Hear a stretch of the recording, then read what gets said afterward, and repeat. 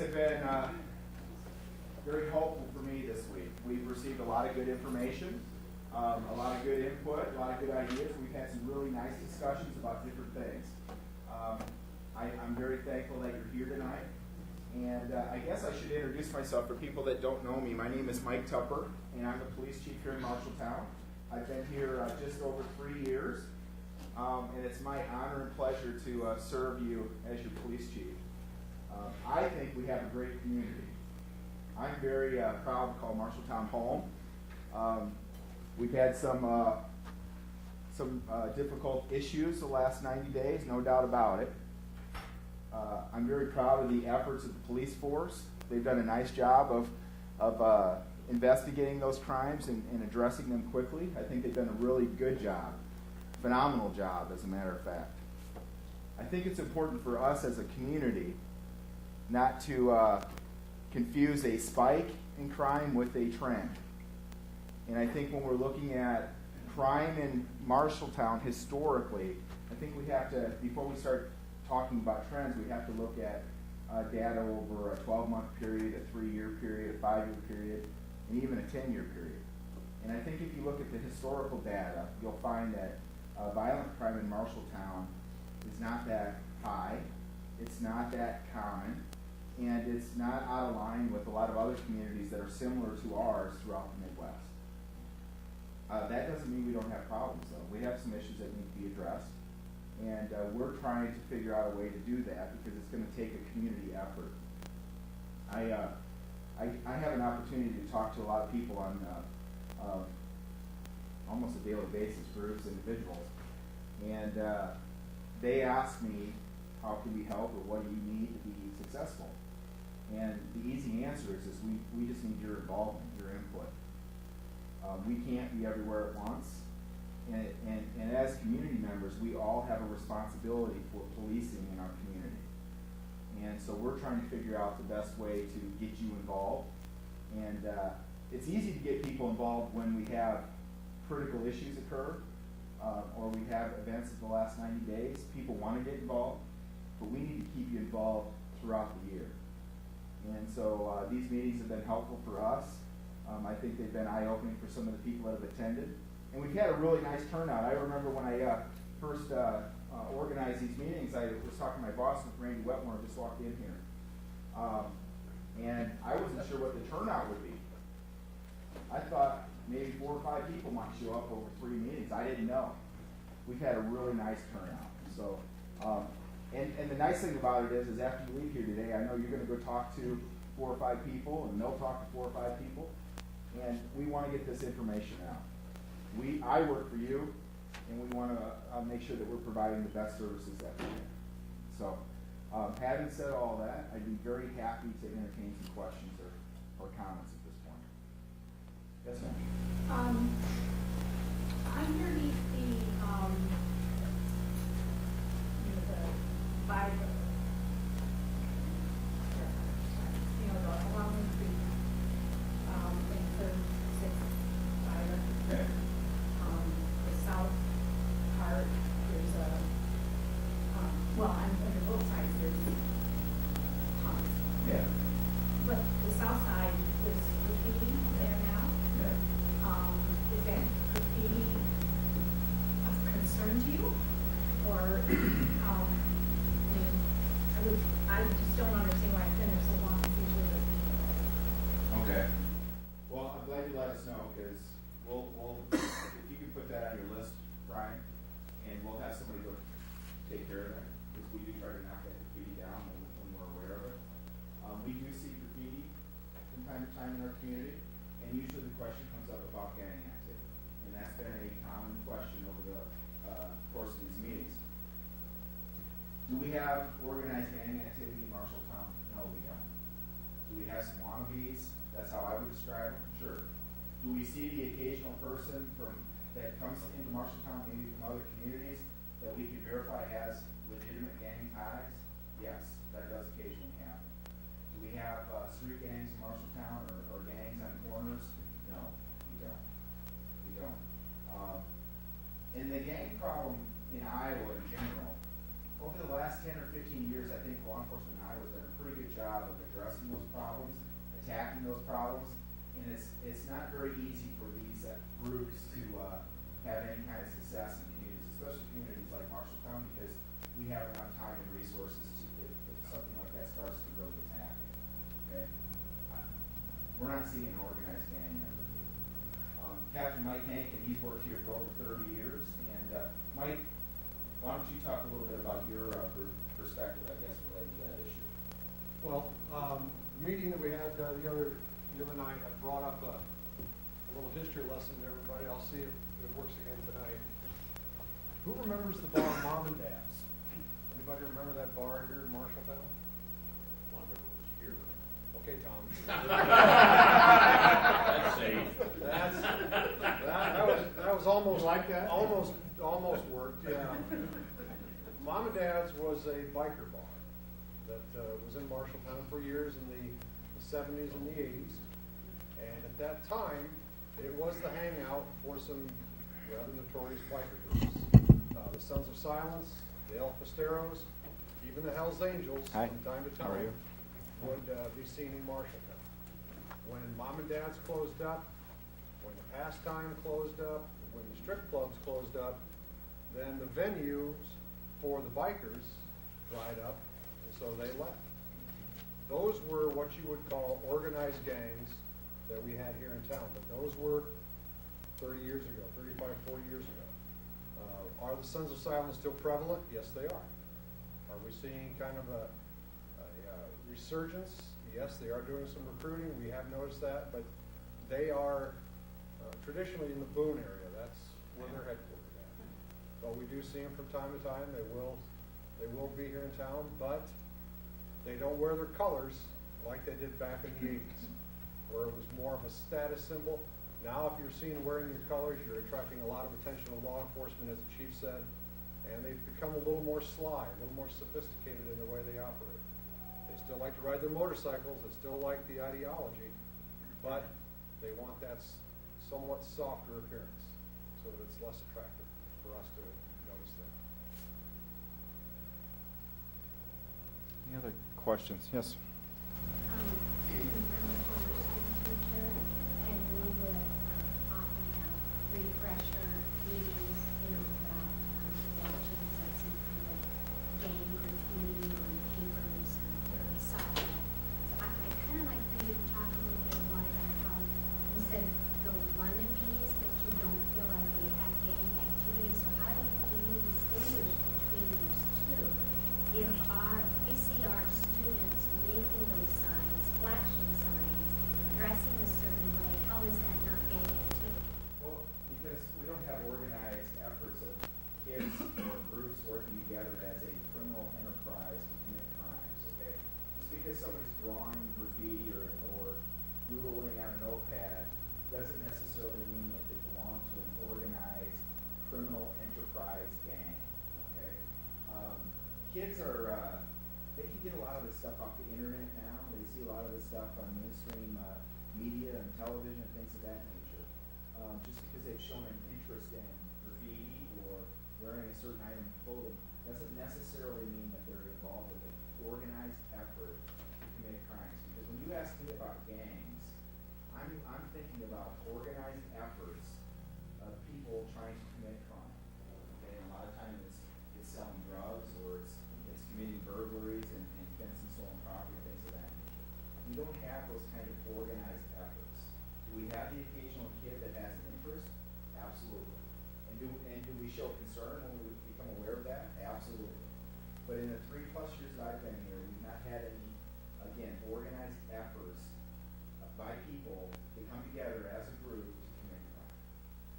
Does that make sense? Yes, and so you're telling me that you're not seeing people coming in from the outside to try to organize it? No. Now, do we arrest people occasionally that are involved with the drug trade that we can tie back to maybe a gang in the metro area or maybe a gang somewhere else? Yeah, that does happen. Yeah. But it's not very profitable or very easy for people to organize gangs in the Midwest anymore because law enforcement does a very good job of identifying those people and then giving them a lot of attention that they don't want to receive.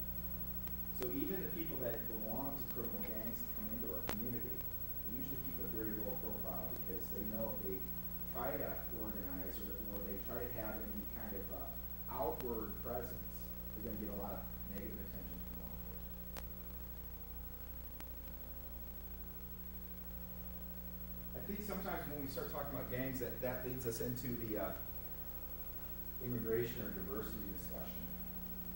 I think that people sometimes believe because we have a diverse community that means we have more crime, or because a certain segment of or a certain race of people or a group of people moved into our community, those people are more prone to commit crime.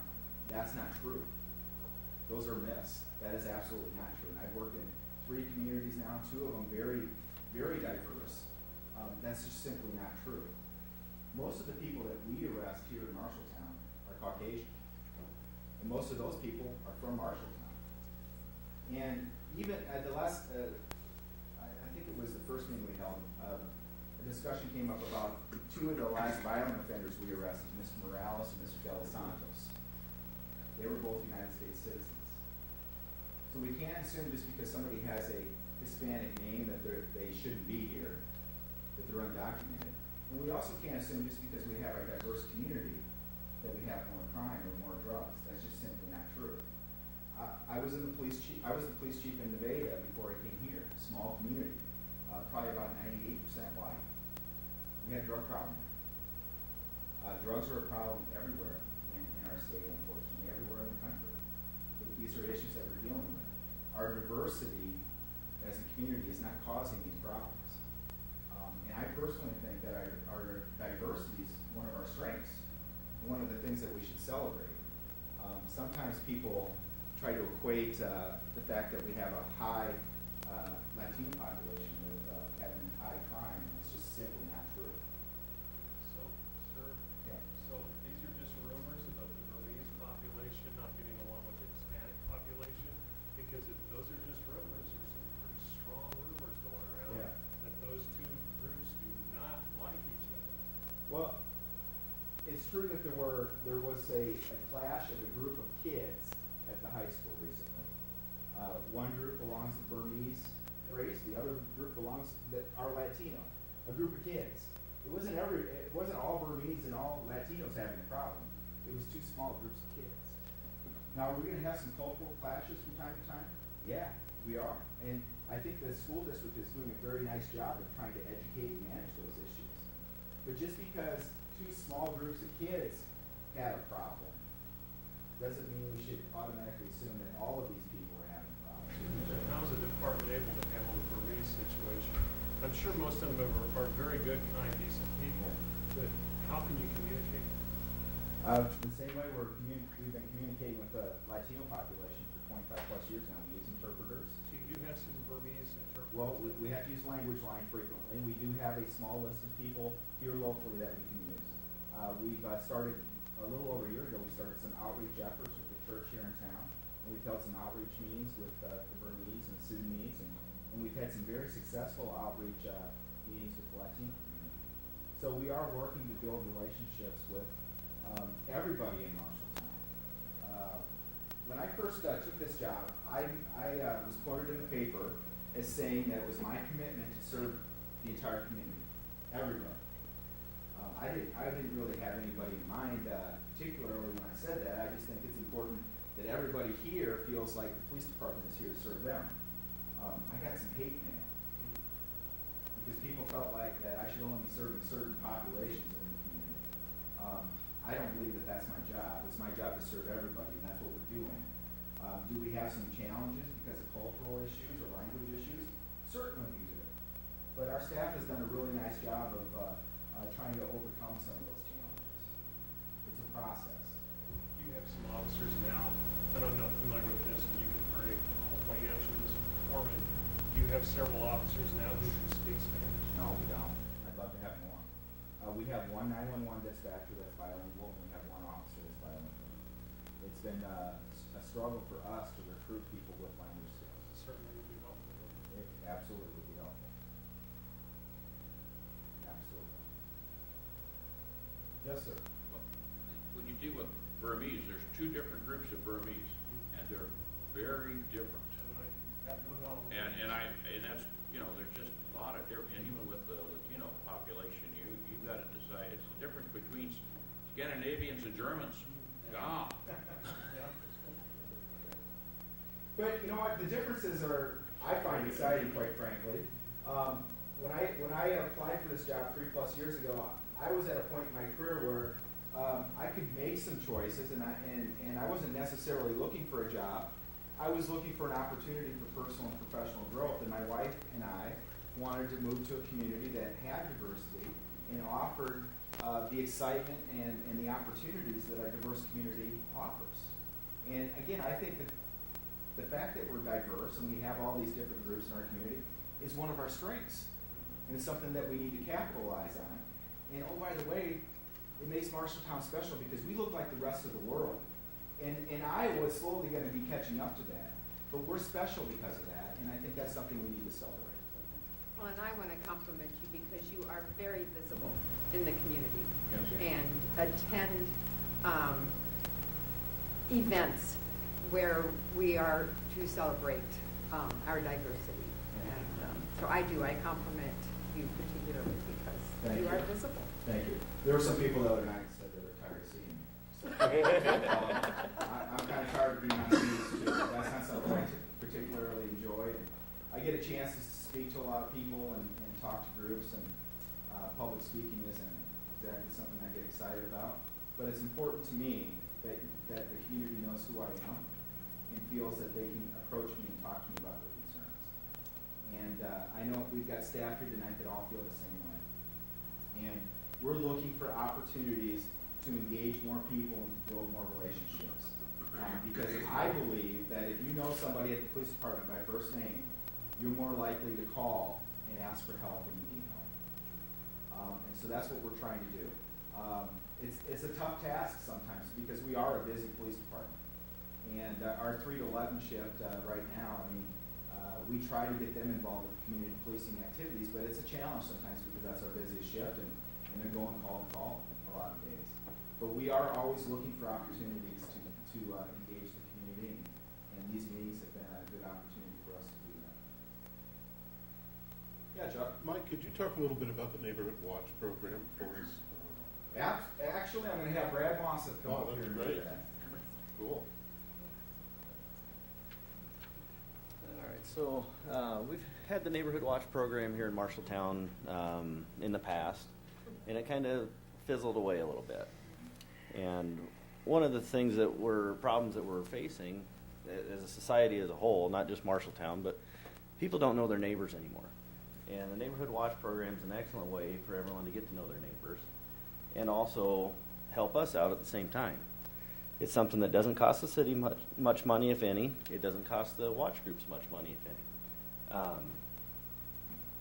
You can set it up however you choose to set it up, whatever works best for you in your personal life and works with your neighbors. So we don't have enough bodies, enough officers. Like the chief said, 3 to 11 shift.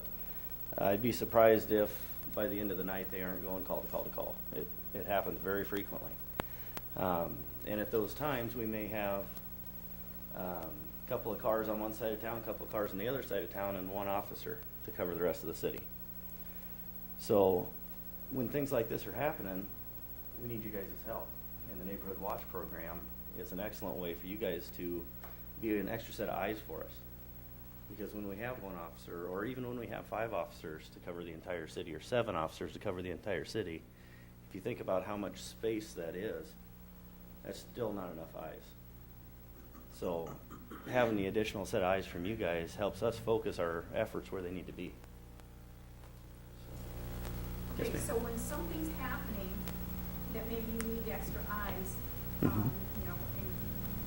maybe hear a siren or whatever, and us people are alerted to it. Mhm. Should we text 911 or email or send a message or call or what? The texting service is something that the state of Iowa is working on, and that's not implemented yet. That will be coming some point in the future. We don't have any control over when it gets here, but at some point it will get here.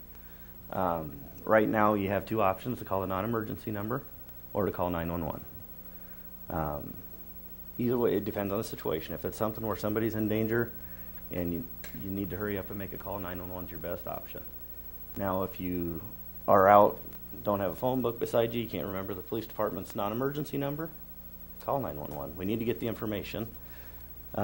Just try to use a non-emergency number if it's not an emergency, if you can. I've been trying to create a lot of extra work for Brad this week. He's got some new neighborhood watch referrals, and we have some materials in the back of the room here. It's really easy to start a neighborhood watch group, and that would really be helpful for us. Yeah, Beth? If they need, excuse my voice, if they need a place to meet, the Salvation Army would be more than happy to host a place free of charge to get this going in the neighborhoods or whatever, because we work with you on a regular basis. So feel free to call. Yeah. Call, ask for Beth, not Ben. Okay, Ben thank is you. very busy as well, but I'd be more than happy. Ruth is here to help. Do we have the Blue Star homes still? No. No. There's lots of things that we can do. We certainly have some ideas about some programming that we think would be beneficial. But if you guys have some ideas that you think might be beneficial, that's why we're having meetings like this. We could start something new, or try to. I mean, certainly any programming that we start is going to require some resources and some financial commitment. And so we have to find a balance with all of that because we have other issues that we need to take care of as well. For Blue Star homes, I mean, that's not too difficult, but it's also then just alerting the schools and the kids so that they know Sure. what they're all about. Yeah. I'd also like to promote the blue light, porch light. I mean, that program that is not difficult to do, and it's certainly a way of supporting you. And as we have started it in our neighborhood, then when you drive around, it's like, oh, there's somebody that's supporting it, and there's Yeah. somebody. Yeah. So I'm glad you brought that up. it's We have received an amazing amount of support in this community over the last few weeks. And really, you know, I can only talk about the last 3 years, but during my tenure here, the support for our police department has been tremendous. From the community, from Mayor Lawrence, from the city council, from City Administrator Wetmore, and everybody that lives here. We have an amazing amount of support. And when you look at what's going on in our country in terms of police, community relations, and a lot of other places, we're very fortunate. And we're very thankful to have the community that we have. If I mentioned to the group earlier this week, if I eat another cookie this week, I might bust, but people have been bringing us cookies like they're going out of style, okay? People have been emailing me, sending cards, writing letters, telephone calls. It's been amazing the amount of support that we've had throughout the last 60 days, throughout all these problems. And we really appreciate that. the article in the paper was well written. Yes. Yeah. Well, and that's another good point. The media is here tonight, and the media has been a great partner for us in the 3 years that I've been here. And they support the community, and they support city government, and they want to see things get better too. Yes, sir. There was a study in the 80s, I love to quote, and they looked at gated communities, ghettos, rural, and everything. One thing that made for a safe community was nosy neighbors. And I like, yeah, know what the heck's going on. But the great thing is when neighborhood watch is done exactly like neighborhood watch is supposed to be done. You're the eyes and that's it. Keep your hands off everybody, call, and if it's nothing, it's nothing. If it's something, it's something. Yeah. I mean, I'm down south end with the lake. Okay, you've got 2 houses that are not lived in, broken windows. He finally put plastic over them. Well, he hung plastic in them. And we do keep track of what might or might not be living in those houses. But that's nosiness. Yeah, well, that's. And I got old ladies that are very nosy. I like that. That's okay. That's okay. I think Brad had a good point earlier. How many of us really know our neighbors? Gotta know. Okay, that's one of the biggest challenges that we face here in our community. And if you want to know what my biggest problem is as your police chief, it's not really the crime that we've been dealing with because we have a lot of great cops that are dealing with that. Here's my biggest problem. Too often I hear from people is, I don't want to get involved. We need you to be involved. If we're going to have a safe community, if we're going to have a community that we can be proud of, we need you to be involved. And I've mentioned a few times this week, it would be wonderful if on the second and fourth Monday of every month, we had a room full like this for city council meetings. Because I know that city government wants you to be involved. We need you to be involved. And too often, I know people are busy, I understand that. But if we're gonna really attack some of these problems as a community, everybody's gotta get involved. It takes more than the local police department to solve these problems. I got into law enforcement almost 23 years ago, and I was much younger and skinnier then, by the way, but I thought it would just be kind of a cool job. I get to drive fast cars fast and chase bad guys, right, and make arrests. I learned a long time ago that we can't arrest our way out of some of the problems that are facing our community. And most of the problems that we deal with on a daily basis revolve around family violence, drug and alcohol addiction, and mental illness. And law enforcement can't solve those problems. It takes a community working together to solve those problems. Bobby, do you want to talk about access? Yeah, I can a little bit. I'm from, you guys want to stand up? Or Sure. sit down? Yeah. I'll stand up and move somewhere. There's a mic if you stand next to that. Yeah. I think I'm always loud enough. I feel like if I was like by the mic, I'd be screaming at you guys. I'm here representing Access, and I don't know who's familiar with Access? I always like doing this. Just heard of Access? We have some kind ofs, and some kind ofs are good. I would much rather have some kind ofs than some not at all. So what we do is we do victim services in town.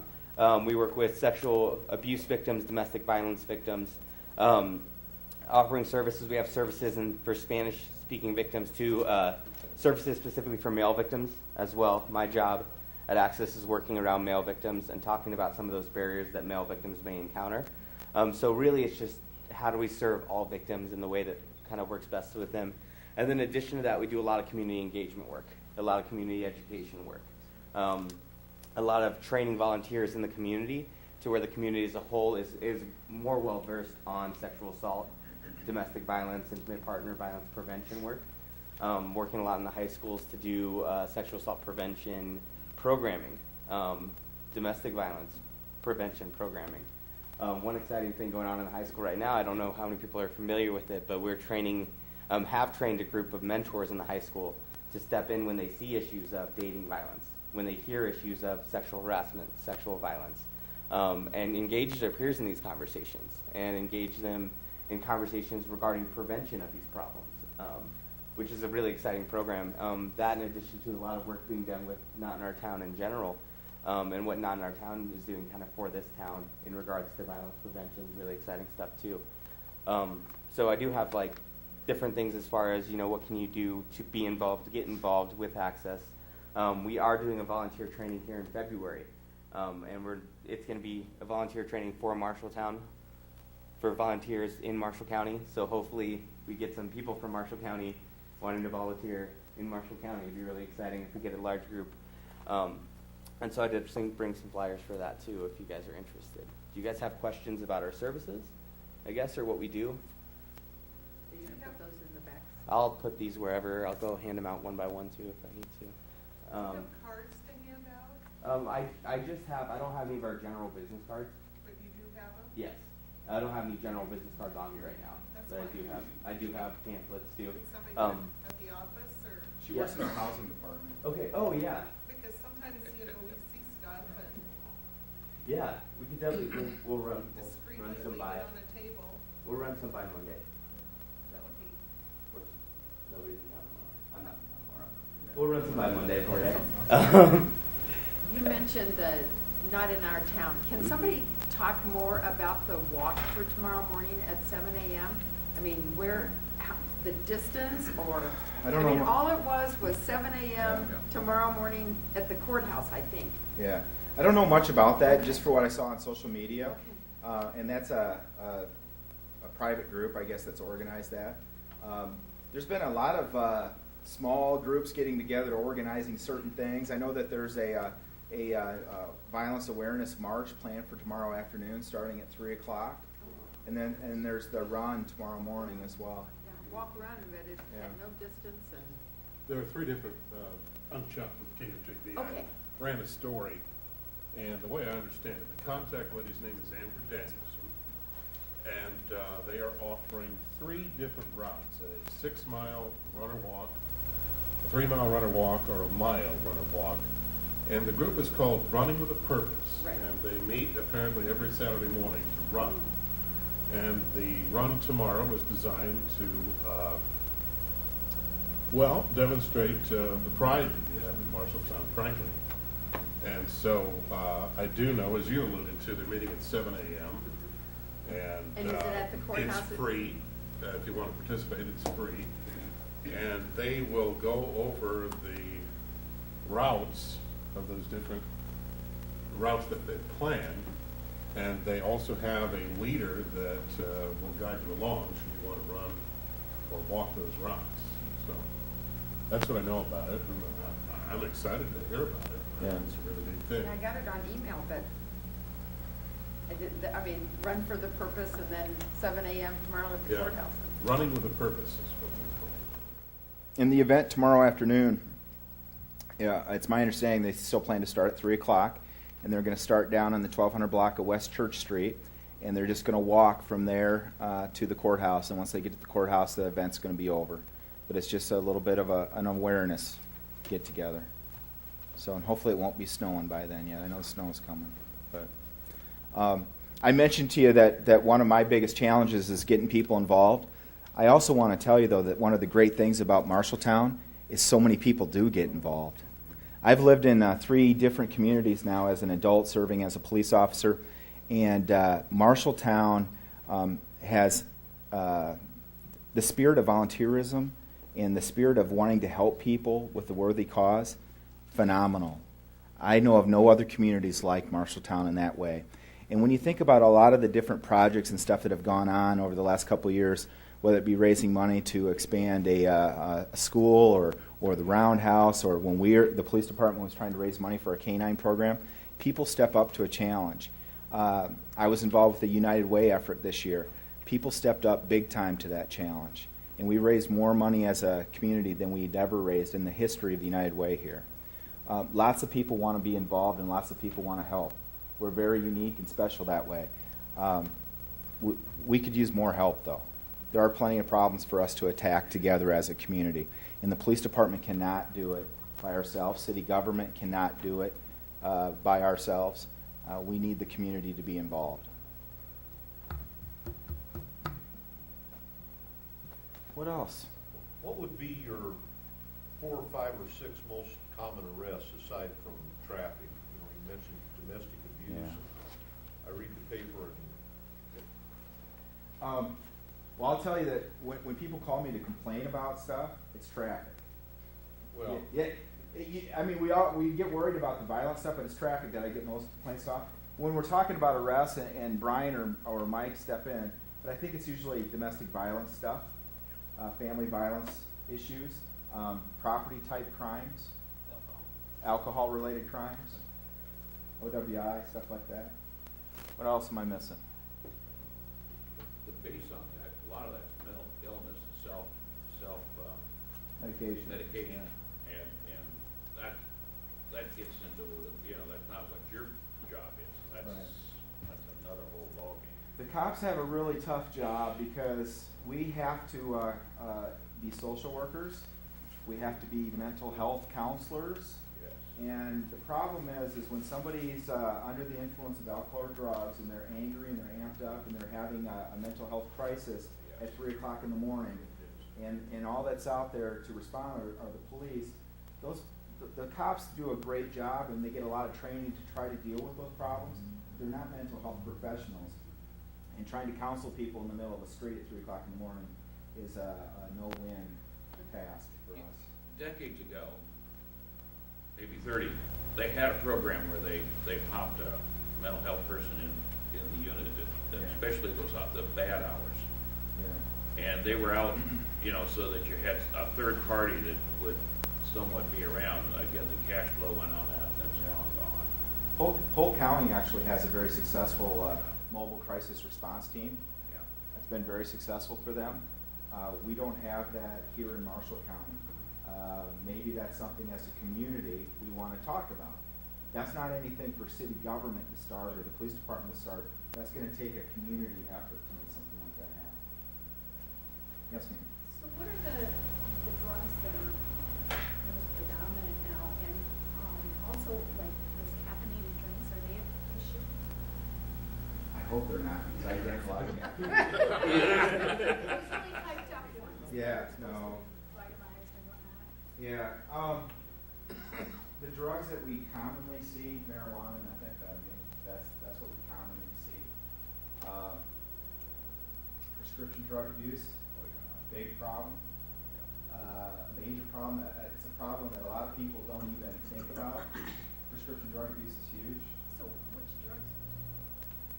Or what And, kind?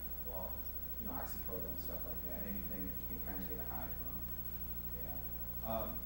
If you're not aware, the police department, the sheriff's office, the drug task force, and Satucci went in together on a program earlier this year where we've put a prescription drug drop-off box in the lobby of the police department. So you can drop off your prescription drugs that you don't need anymore. 24/7, it's available to you. You don't need to talk to anybody, just go in and throw them in the box, and it's like a mailbox, and once it's in there, you can't get it out. That's a program that we're trying to promote, because a lot of the burglaries and thefts that we see are motivated by prescription drug users trying to find more prescription drugs. So you only want things like Kodak? Well, you can put any prescription in there, yeah. The only thing we don't take, you can't put needles in there, and I think we can't take fluids, right, Mike? Right. Yeah. And right now, we are close to 100 pounds have been turned in since that. Wow, that's much. Yeah. So every year there's a drop-off event. It's usually in April, I think. As a community, we have a drop-off event at the courthouse, but now you have the ability to get rid of that stuff year-round. Year-round. Yeah.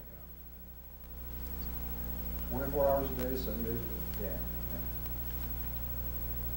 Sir, Yes. has there been an upswing in family violence, or is the newspaper just, but it's distressing to me to see all these articles in the TR about all the family violence. Yeah. An angry girlfriend busts her boyfriend with a bottle of tequila. Do we need that in the paper? I mean, Well, I can't speak for. that's gone on for years, Yeah. hasn't it? I can't speak for the media and what they choose to talk about. Some of the awareness, the heightened awareness about family violence, and I'll take blame for that, because I've been trying to bring more awareness to that issue. Right. That's an important Is issue. it on the upswing?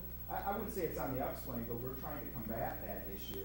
And one of the ways that we're going to get to the root cause of family violence and hopefully stop it as a community is bring more awareness to it, bring people out of the shadows, get people talking about it. Because right now there's a stigmatism. Victims are afraid to come forward because they're worried what the community's going to think. Yeah. And we need to stop that. Yeah. Can I talk a little bit Yeah. on that? Just as far as, we're gonna talk like family violence, domestic violence, and sexual violence specifically, at least from my point of view as a sexual violence prevention specialist, as a person that does this work, like seeing it more in your media, even hearing about it more, that's a good thing. You know, the fact that the police are arresting more, that's a good thing for us, and I know that sounds really weird.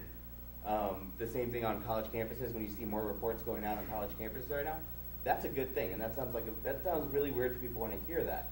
But the reality of this type of violence is it has been happening a lot, right?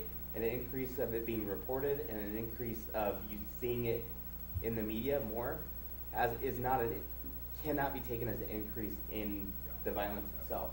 It's saying we're finally raising awareness of it, we're finally talking about it, and finally creating a community that's prepared to talk about it. I think that, and that's scary for some people. The conversation is scary for some people, right?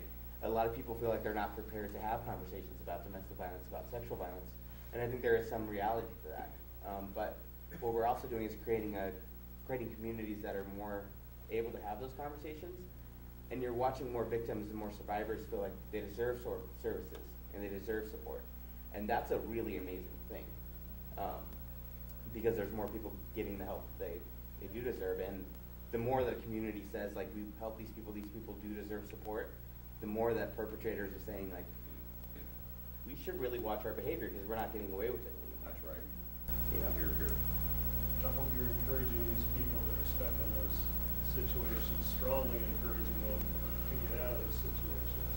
not I think many times people have the impression, and I've had friends in law enforcement over the years, it's a smaller percentage, but there's a lot of abuse in it.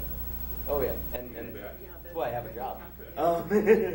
But the reality is our job is to encourage victims to get support, right?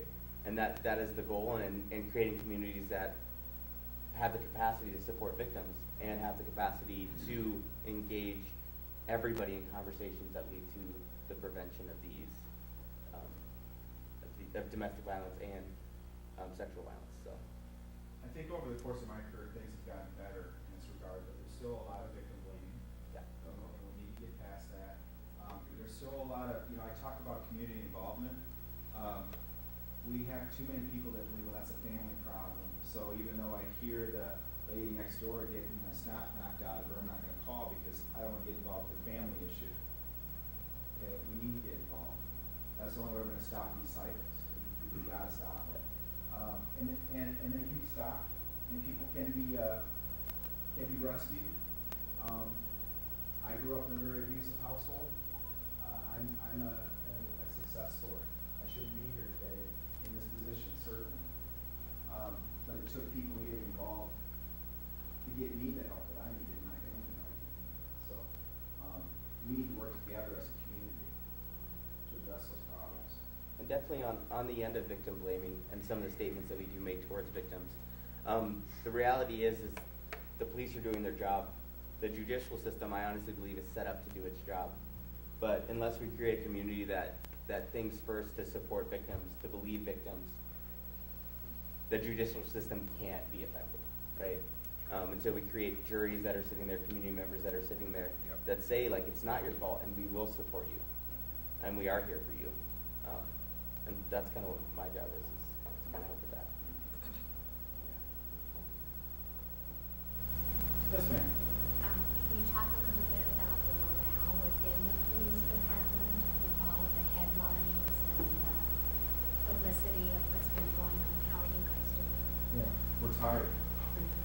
We're tired. Everybody's tired. I think something you got to remember about police officers, they're just like you. They're human too, and they have their own problems and their own issues they got to deal with. I'm very proud of the police officers that work here. They've done a great job. They really have, under some very difficult circumstances. And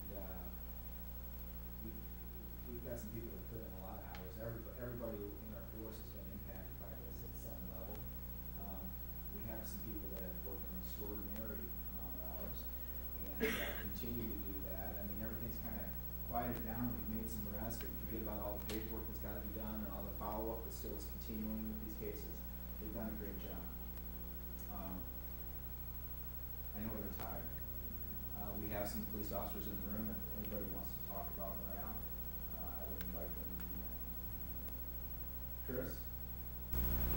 Everybody was doing their thing. It was nice. Everybody stepped up to the plate and maybe people wouldn't want to come in so much. There were some people that were working more than double shifts because of the positions that they were in. And they did that day after day after day for about a week and a half. This last incident. So they did it, came in, did what they needed to do. But like the chief said, I mean, you can get tired pretty fast. And wives and husbands sometimes get tired really fast with having to, say, well, I'm going in again, or at 12:30 at night, just after you lay your head down, the phone rings, and your spouse says, "Are you kidding me?" And it's like, no, I don't think I'm kidding you. You get on the phone and you do a check too. But I mean, those are the kind of things that kind of get that make you tired. I mean, there's just so many other things. It's not just in the work. There's that family side of your life that we try to balance. When stuff like this happens, it doesn't balance. So I'd say that's probably more of a stress than the actual Chris raises a good point, that the families of the law enforcement professionals, those are the true unsung heroes because they tolerate a lot. I've got a 2-year-old at home, and I tell people all the time I go to work to relax, and there's some truth to that. But my family, my wife has put up with a lot over the last few weeks to allow us to do what we do. And we couldn't be successful if it wasn't for our families. They really put up with a lot. I've had staff that I have to tell to go home, and then I walk by their door and they're still here. I mean, they're committed to this job, and they're committed to getting the job done, and committed to serving this community. They've done a great job. And we think about the police officers all the time when this stuff happens. Please don't forget the 911 dispatchers, the civilian staff, the support staff that we have, because when the cops are busy, everybody else is busy. And we have a couple of great programs I'd like to make you aware of. We allow citizens to do ride-alongs with the police officers. If you haven't done that, give me a call and we'll get you hooked up with the ride-along. But we also allow people to sit in our 911 center. And if you think police officers are busy, you should try sitting in the 911 center. Those are some special folks down there. And they're twice as busy. If the cops are busy, the 911 dispatchers are 3 times as busy. I can guarantee you that. We have great public safety professionals here. And not just at the Marshalltown Police Department. The Sheriff's Office is a great partner of ours. They've been a great help during the last couple of months with a lot of critical events and critical incidents we've dealt with. The state police have been great partners for us. I can pick up the phone at 2 o'clock in the morning and call the DCI special agent in charge and get detectives up here in a matter of hours. A lot of great law enforcement in this area of the country and in this area of the state, and we're very blessed to have all of that help and support. What else? Yes, ma'am. Has anybody addressed the city, maybe putting more street lights back on again? That came up. All the street lights should be working. They should be. Very dark in some areas. If you live in a neighborhood where a street light isn't working, there's 2 things you can do. You can call 1-800-ALIANT. I get that right? 1-800-ALIANT. Or you can also call the police department and we'll make sure it gets turned in. Okay? And that's true, because Yeah. we had one out, and Yeah. Yeah. They seem to have turned some of them, like in the middle of the block, those seem to have been turned off and you're just running on your ends of your block, so it's really dark. If you have street lights out, contact Alliant if you're not getting any help.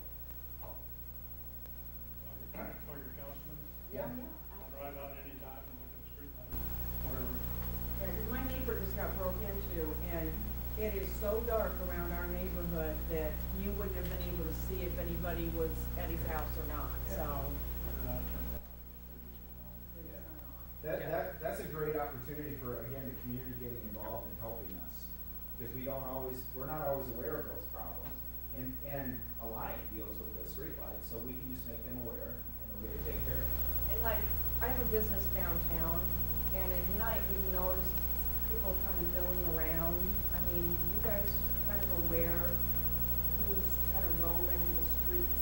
Well, we do our best to be aware, but when you see something happening that's suspicious, we would ask you to call us. Yeah, well, we have people in our dumpster behind our building every other night. And I went out one night and there was a man between the 2 buildings. Scared me to death when I came out. I have a beauty shop in the Masonic Temple. Okay. Brian, can you note that for extra patrol?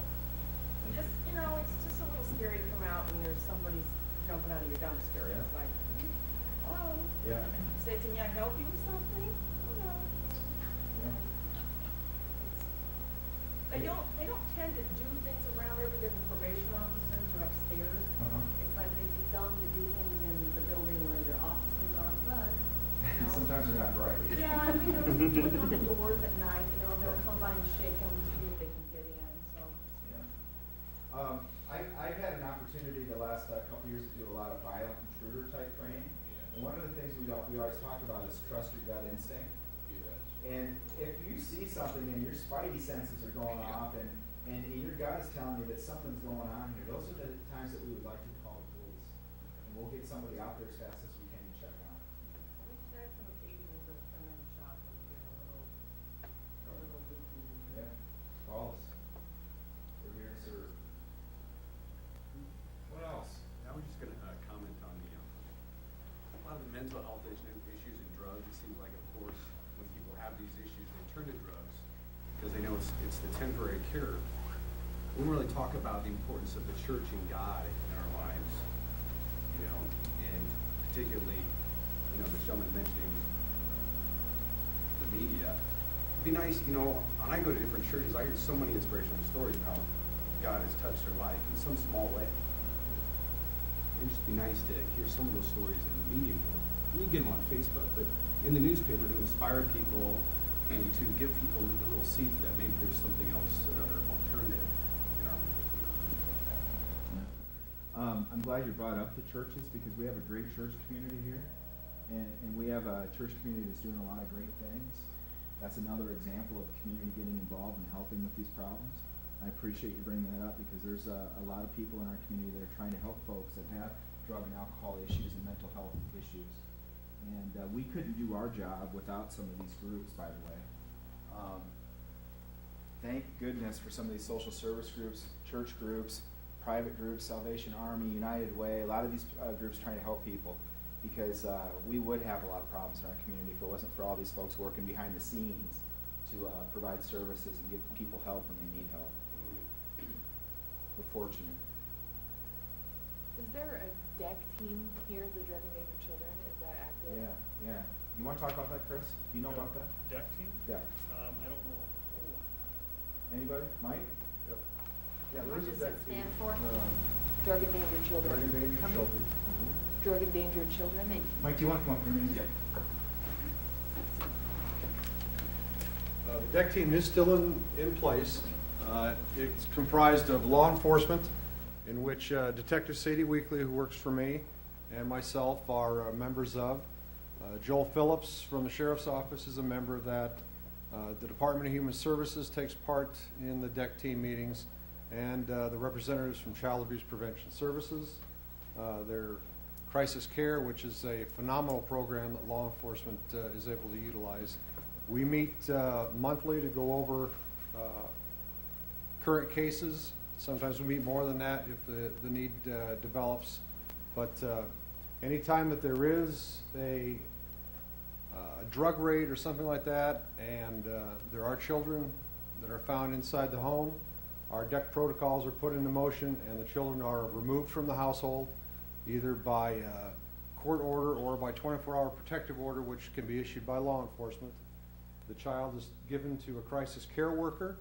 That child then goes to the hospital for an examination to be sure that they're not exposed to any harmful chemicals that may have been inside the home at the time, and which was the reason why we showed up. The child does not go back to the parents until such time as it's deemed by the court. And so initially that child is removed, child or children are removed. They're examined to be sure that they're okay. Once they are okay, they will go to either crisis care or foster care, or to an uninvolved parent, grandparent, or something like that, so that you can try as best you can to keep a family dynamic in place. Sometimes that's not possible, and that's when we utilize crisis care and their services. Do you, like on the team that you guys have, do you have parent representative on there? You know, I mean, because I coordinate the parent partner program, and there are parents who have had their children removed, and I think that would be a vital voice, maybe. The way that program is set up, it can only be by certain professional organizations, that being DHS, law enforcement, the county attorney's office, because we discuss confidential matters within those meetings and in those organizations. And even though once a person is arrested, it becomes a matter of public record, the details of the investigation, the children, you know, what narcotics they were exposed to, are sensitive materials, and so the general public does not have that right or need to know those information. Do you work with DHS as part of your group, though? We work alongside. So yeah, it's a mentoring program for those families to help them navigate the child welfare system, but. They're very touchy situations and very sensitive. I mean, you have the authorities inside your home, and two, we're taking your children away for their safety. Not all the time are people very happy with that, but our main focus is the safety of the children, and that's why the program is put in place, and it's phenomenal. We've had opportunities to see kids that we have taken out of a home before, and unfortunately, we have to come back. And at one time, we were in a house, and this little girl walked up to one of the investigators and says, "I remember you. You took me out of my home," and I think it was like a year ago, and she still remembered the investigator that was there and the processes that she went through. But she was, doing the best she could with the circumstances she's been given. Mike Hankin is one of my captains, and he's in charge of our detective bureau and in charge of some of our crime prevention stuff. 30 plus years with the department, and he's one of the guys that I have to keep telling to go home. Okay? Superstar. He's a superstar. And he's spent his entire career here, and you're so fortunate to have people like Mike working in this community. And I'd like to introduce a few more superstars because another captain, Chris Jones, is in the back there. He's in charge of our administrative area and SWAT stuff and some training and budget and stuff like that. Another superstar. He's been one of the lead investigators on the arson investigation involving the woman and her mother that were burned. He's done a phenomenal job. Again, I have to keep telling him to go home. He doesn't listen to me. Okay. And then Captain Brian Batterson is in charge of our operations and patrol. Brian has got a lot of responsibility in the police department, does a phenomenal job as well, and is a 25-year veteran? 23-year veteran of this police department, committed to this community and serving the public here. We are very fortunate to have great leadership in the police department. Lieutenant Chris Roush in the back there with the beard, charge of our second shift patrol. Standing next to him is Andy Cole. He's one of our drug recognition experts. They all do a phenomenal job. Superstar employees here. I tell people all the time, and sometimes I think people think, "Oh, you're just saying that. You got to say that because you're the chief." I'm saying it because I believe it. We have the finest police department in the state of Iowa. I have no doubt about that. We do phenomenal work. When you consider the resources and the problems that we're dealing with, they're doing a phenomenal job. And I deserve no credit for that whatsoever, by the way, because they were doing a phenomenal job long before I got here. I'm just very proud to be a small part of it. So we're very fortunate, very fortunate. And while I'm, I guess, raining praise on people, I'm going to thank my boss, Randy Wetmore, City Administrator, because without him, we couldn't be successful. Gives me a ton of support, allows me to do my thing, doesn't micromanage. He just wants us to provide a quality service because he believes in this community. He believes in serving this community, and he believes in making Marshalltown the best that it can be. City Council person Al Hoop is in the corner. Phenomenal support for this community. I'm proud to call Al a friend. He's been very supportive of me since I've been here. And Jim Lawrence, our mayor, superstar leader in this community. Superstar. We're very fortunate to have people like Jim and Al that are willing to put their hand up and run for office and serve, because it's a thankless job. You talk about law enforcement being thankless. Holy cow. Those guys, they have a tough, tough job. They got to put up with me. That's tough enough sometimes. So, Jim, if you wouldn't mind, would you mind coming up and talking about some of the great things that are going on here? Put you on the spot. This is dangerous. Well, I because of what we've gone through the last few months, I think we tend to overlook all the positive things that have been happening in Marshalltown, and I think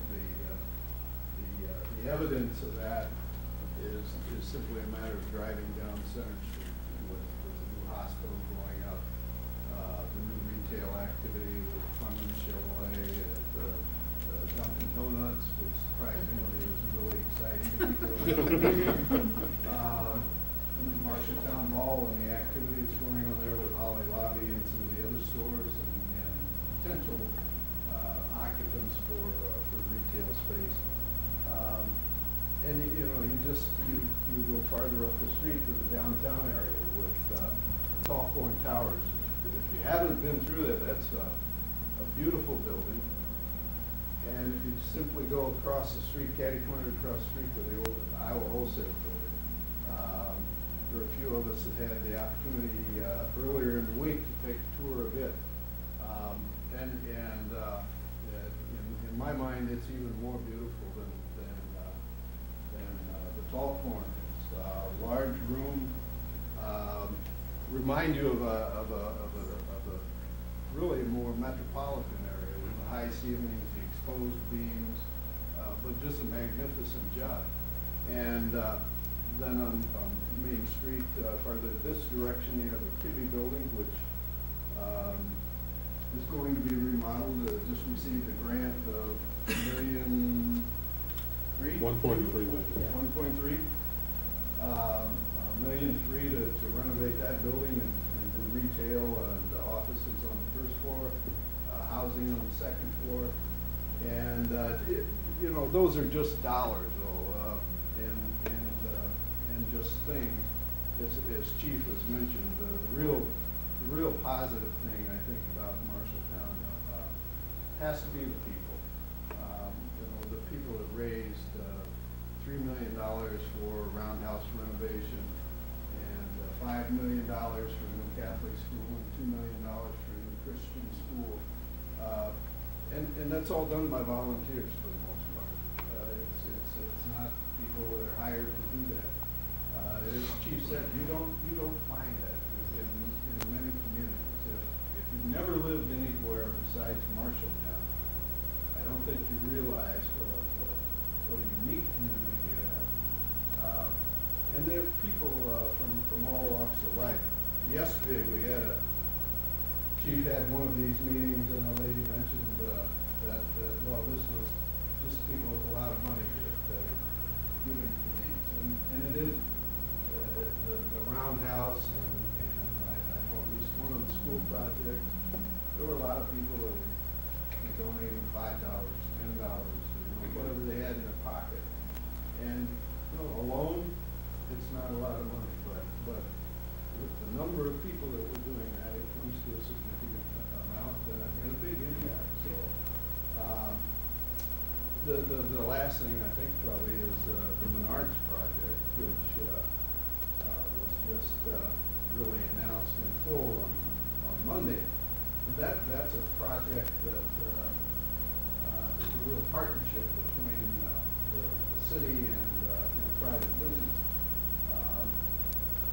Menards will start paying property taxes, which is good for us. That's income that we can use right away as soon as that project is done, and they'll pay for some of the infrastructure that's required for the project, but they're doing it in a manner that opens up some more area for us to use as development for other employees. So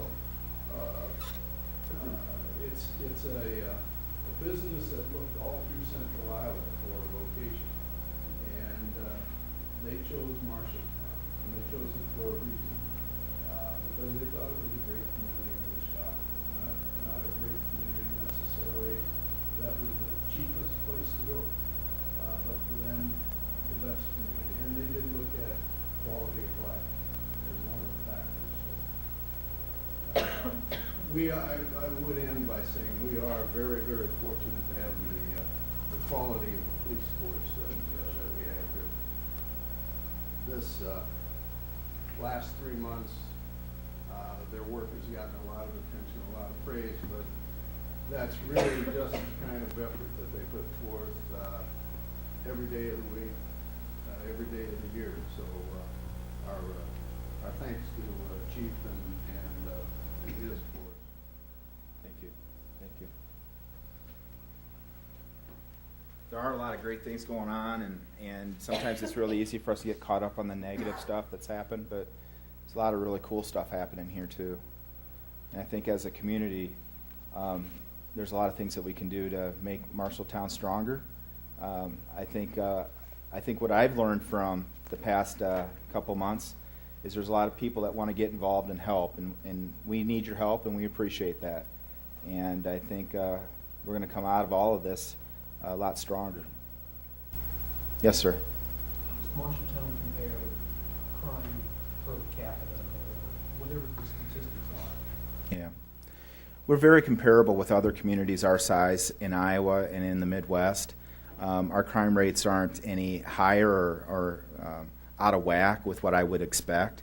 I started my career with the city of Ottumwa, a community very similar to Marshalltown, and we saw, quite frankly, more violent crime down there than what I've experienced in the 3 years that I've been here. our crime rates aren't out of whack with what I would expect.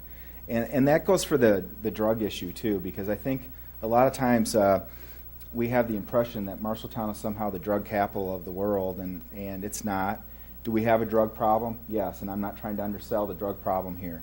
But we're a community of almost 30,000 people, and our problem is pretty consistent with what I would expect for a community this size. That doesn't mean we don't have work to do. We do have some work to do. What else? Yes, sir. Chief, I have to leave, but I just want to congratulate and thank the police department. I just think you're doing a great job. Thank you, sir. Thank you. I appreciate it. And also for having these meetings. Yes, Thank you. it does help. We're going to start a program as soon as everybody has time to take a deep breath, get some paperwork done. But one of the things that I had talked to my bosses about long before any of this stuff happened was a program called Coffee with a Cop. And if you go home and Google Coffee with a Cop, you'll see it's a national program that a lot of police departments are using successfully. And we all like coffee, and we like interacting with the public, and so we're going to try to start a program like that. We have a very successful Citizens Police Academy. If you haven't attended our Citizens Police Academy, please take advantage of that opportunity. We're getting ready to kick off here in March, and I think we're about full now for this year.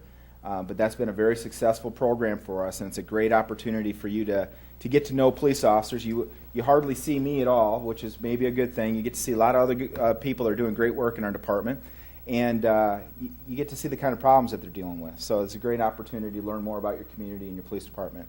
Neighborhood Watch, another good program. We have a very successful citizens volunteer group. One of the prerequisites for being in that group is to attend the Citizens Police Academy. And we've been very fortunate when people go through that program, they want to get more involved. And that's been a blessing for us. We have cops that are involved with a lot of different groups, volunteer efforts, whether it's volunteering with the Red Cross or United Way or third grade reading or Salvation Army. There's a lot of stuff going on, Access, a lot of stuff going on that our officers are involved with. Get involved with those groups, because those groups need your help. I talked to the director of Big Brothers Big Sisters earlier this week, and they're doing phenomenal work in our community helping kids. And do you think if we can help some kids that we can prevent future crime? Get those kids on the straight and narrow path, we can prevent some future crime? They're in desperate need of mentors, adult mentors. They got a waiting list of kids that would love to have an adult mentor. They need your help. Get involved with that. Lots of great programs in this community. I know I'm missing a lot of them. So people want to know how they can help us. Well, anything that you do to get involved in your community and give back to your community is going to help us. School district's got a lot of stuff going on too, and the police have had some great partnerships with the school district, whether it be the school resource officer program or we have a informal school liaison effort where we have patrol officers assigned to schools and trying to build relationships, stuff like that. Schools could use more volunteers. That's going to help. What else? Okay. I appreciate everybody being here. There's lots of cookies in the back. I don't need to eat anymore, so please help yourself. And if we're going to hang around, so if you have anything else you want to talk about, we'd be very glad to do that. Thank you. Thanks for being here. Thanks for being here, Charlie. Thank you.